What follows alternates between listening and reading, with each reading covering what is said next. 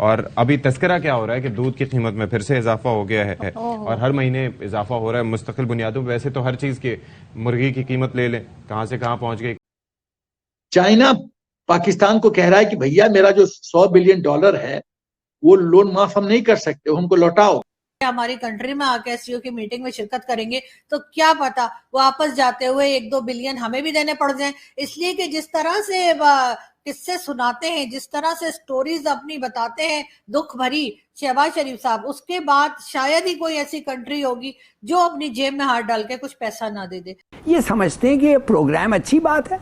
They have no intelligence, they're bloody fools. इस बात पे याद आया कि कोई आपसे कर्ज लेने वाला मुसलसल आपसे कर्ज मुस्तार लेता रहे तो वो हर बार यही कहता है कि अब की बार दे दो, आज के बाद नहीं लूंगा, और हर बार वो वही जुमला दोबारा से दोहराता रहता है। और ये ऐसा ही है कि $3 अरब का अगर मुआहदा तय पा गया तो उसके बाद अगर कहा जाए कि आज के बाद हम कर्ज नहीं लेंगे, कशकोल को तोड़ देंगे, ये वही मंजरनामा है जो एक मांगने वाला जो पिछले 13 साल से मांग रहा है उसका वही जुमला। नमस्कार दोस्तों, मैं आर्यव्रती योद्धा अपने चैनल पर आपका हार्दिक स्वागत करता हूं। तो आज के प्रमुख समाचारों में हैं, पाकिस्तान के परम मित्र चाइना ने पाकिस्तान को लोन माफ़ करने से कर दिया है मना। इसके कारण पाकिस्तान के गधों में काफ़ी हलचल है। माना जा रहा है कि पाकिस्तान उन गधों का इस्तेमाल करके अपना लोन चुकाने का पूरा प्रयास करेगा। दूसरी खबर में पाकिस्तान को उसके खुद के ही लोग उसकी IMF की पॉलिसी के कारण भर भर के कोस रहे हैं।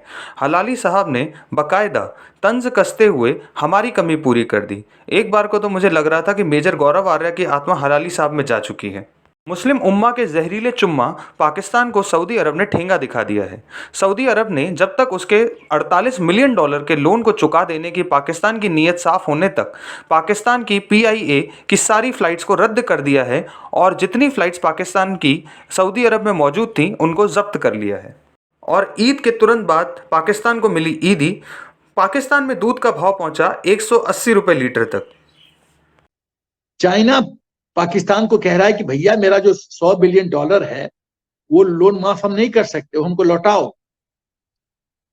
तो पाकिस्तान की जो रुपी है वो तो मेरा ख्याल है $300 के तुलना में 300 के रेंज में घूम रहा है।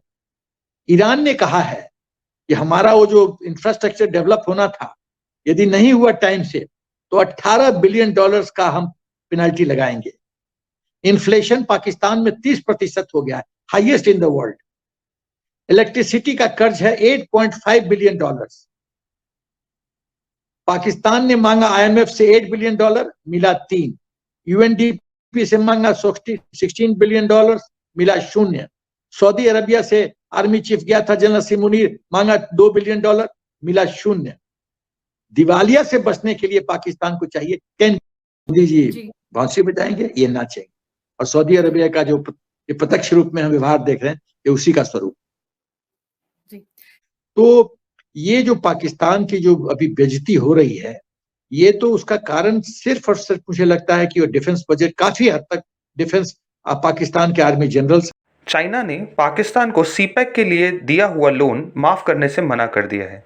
बाकायदा पाकिस्तान को चाइना ने $100 बिलियन का लोन दिया था जिसके अंदर उन्होंने CPEC के डेवलपमेंट की बात कही थी। चाइना बेहद ही चालाक मुल्क है।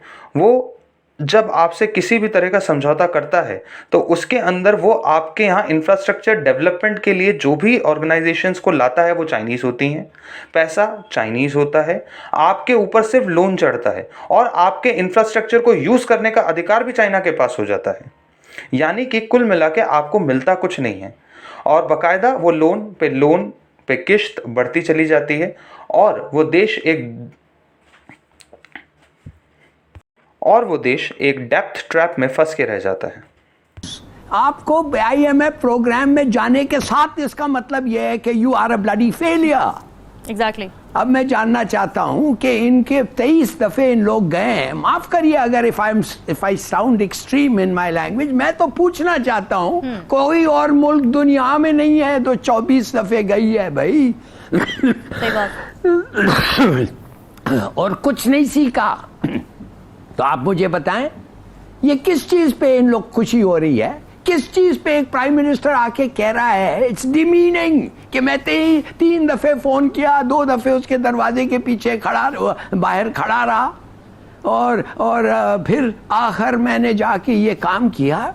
माय गॉड, इतनी बड़ी ह्यूमिलिएशन क्या हो सकती है? And the 5th largest country in the world, nuclear power, 7th largest army, और यू 24 दफे तुम अपना इकोनॉमी को, लोग आके तुम्हें सबक सिखाते हैं। एक छोटे आइलैंड्स के मेंबर्स बैठे होते हैं, कहते हैं नॉटी बॉयज, तुम लोगों को आता नहीं है, तुम लोग स्पेंथ्रिफ्ट्स हो, तुम लोग समझते नहीं हो। अच्छा लगता है आपको वो सुनते हुए? मुस्लिम ब्रदरहुड की बात करने वाले पाकिस्तान को सऊदी अरब ने ठेंगा दिखा दिया है। सऊदी अरब ने पाकिस्तान को $48 मिलियन का लोन चुकाने के लिए कहा है और जब तक वह लोन नहीं चुकाता तब तक PIA की सारी फ्लाइट्स को रद्द कर दिया है। बाकायदा जो फ्लाइट्स पाकिस्तान की सऊदी अरब में मौजूद थीं उनको भी रोक लिया गया है और जब्त कर लिया गया है। इस कारण से पाकिस्तान के यात्री जो हज पे गए हुए थे उनको काफ़ी परेशानियों का सामना करना पड़ा।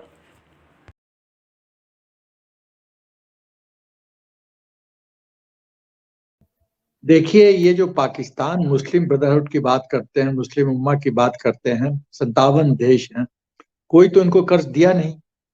अब तो बेइज्जती की एक सीमा क्रॉस हो गई है, जबकि सऊदी अरब ने कहा कि भाई हम तुम्हारे सब जो फ्लाइट्स हैं PIA, पाकिस्तान इंटरनेशनल एयरलाइंस के सब फ्लाइट को रद्द करते हैं जब तक तुम हमारा $48 मिलियन का जो कर्ज है नहीं लौटाओगे। और इसके वजह से पाकिस्तान के 50,000 पिलग्रिम्स सऊदी अरब में लटक गए हैं, नहीं आ सकते। और पाकिस्तान एयरलाइंस सऊदी में अब फ्लाई नहीं कर सकता, वहां नहीं जा सकता। तो मुझे तो ताज्जुब लगता है उस जिन्ना के बारे में जिसने कहा था कि यदि हम हिंदुस्तान के गिरफ्त से निकल गए तो हम विश्व के नंबर 1 देश बनेंगे। ये जिन्ना ने कहा था, और नंबर 1 देश की स्थिति अब देख लीजिए। मैं एक्सपर्ट की राय से इत्तेफाक नहीं रखता हूँ। मेरा मानना है पाकिस्तान नंबर 1 बना है, आतंकवाद में नंबर 1 बना है, झूठ बोलने में नंबर 1 बना है, भीख मांगने में नंबर 1 बना है, और तो और गधे बेचने में नंबर 1 बना है। और अभी तस्करा क्या हो रहा है कि दूध की कीमत में फिर से इजाफा हो गया है और हर महीने इजाफा हो रहा है मुस्तकिल बुनियादों पर। वैसे तो हर चीज के मुर्गी की कीमत ले लें, कहां से कहां पहुंच गई। कल 750 रुपए किलो जो है बॉयकॉट भी किया मिल रहा था। बॉयकॉट का कोई, अब मैं क्या कहूं, नतीजा नहीं, कोई फर्क नहीं पड़ा।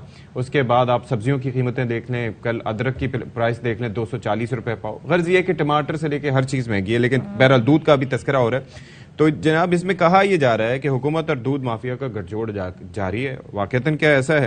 डेयरी फार्मर्स ने एक बार फिर दूध की कीमतों में खुद इजाफे का ऐलान, और अभी तस्करा क्या हो रहा है कि दूध की कीमत में फिर से इजाफा हो गया है और हर महीने इजाफा हो रहा है मुस्तकिल बुनियादों पर। वैसे तो हर चीज के मुर्गी की कीमत ले लें, कहां से कहां पहुंच गई, ऐलान कर दिया है। और कमिश्नर कराची के दूध के 180 रुपए लीटर के हवाले से अहकामात हवा में उड़ा दिए।